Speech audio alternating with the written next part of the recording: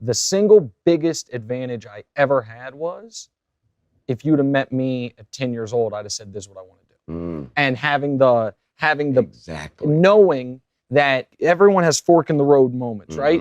And it's hard to know which way to choose if you don't know where you're trying to go. Exactly. But if you know the destination for me has always been, I want there to be one moment in time, hopefully a long moment, but one moment in time where Family Feud style, you ask 100 sports fans, who's the biggest sports personality in America, that I win that. Right now it's probably Skip, Stephen A., Colin, like those guys have all had it. I've never had it.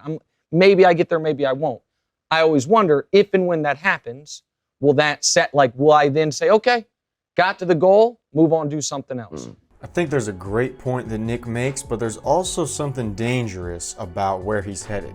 For those of you who don't know, that's Nick Wright. He's one of the most popular sports commentators in the United States. And it sounds like since he was 10 years old, this is what he's been wanting to do. Now, in another video of mine, we learned how he actually wanted to be a color commentator, got to college, and basically flunked trying to do that. Had to switch fields to the sports talk show avenue, and now he's flourishing in that.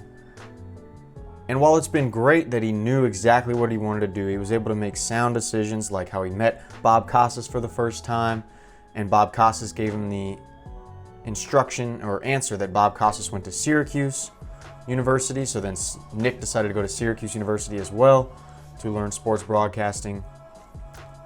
You know, the fact that Nick knew what he wanted to do, he was able to make proper decisions to get to that goal in that direction. But I think Nick is doing something pretty dangerous when he talks about his main goal. And it's something that could leave him unfulfilled, unhappy, and possibly never satisfied at the same time, because if his main goal and what's fully on his mind is getting to the point that he's like one of the most nationally recognized sports commentators in the United States, and that's what drives him, you know, I'm sure he loves sports and enjoys it, but if that's his real motivating thing, kind of like these sports athletes or NBA players or football players where they just crave and obsessed and love winning a championship to the point that they kiss the trophy and almost worship it. If you have that level of desire to be the best and not just be great at what you do and do it for the love of it, but instead to reach this pinnacle of winning a championship, which to Nick is apparently being one of the most recognized sports commentators in America in like a Family Feud style. But if you get to that point, just like when these players win a championship, yeah, it's this ecstasy, it's amazing, right? But then you just want more. You just keep going on this forever cycle of wanting more and more and more and more, and you're never satisfied and possibly never fully happy. I learned that about Brooks Koepka in the Netflix documentary, Full Swing. He's won majors, won big golf tournaments, but now he's just obsessed with winning more, and you can tell he's not happy. Or like you cut away to the Winning Time documentary about the 1980 Lakers with Magic Johnson, Kareem Abdul-Jabbar. I want to win. I fucking want to win. I got to. And how Magic Johnson and even the owner of the Lakers, Jerry Buss, Dr. Jerry Buss, they seemed unhappy once they won their championship that they had craved and desired so much. They thought it was going to bring them this tremendous fulfillment. And then, at least in the show, it's portrayed that now then they're just on to the next one, wanting more and more and more. So I think doing something like Nick, where your main goal and reason and main focus is to reach this certain level where you're nationally recognized, or like a sports player, you win a championship. If you do that, you just could be so unsatisfied. You could be never satisfied, because once you get there, you get it, and then what? Instead of just doing the sports talk show for the love of it, making people's day, making them laugh, helping them learn something new about sports, I think it's a pretty dangerous thing that we can all take light in and take learning from, that especially when you look at other people like I talked about, and I'll put cutaways in about it too, how they're just not ever happy.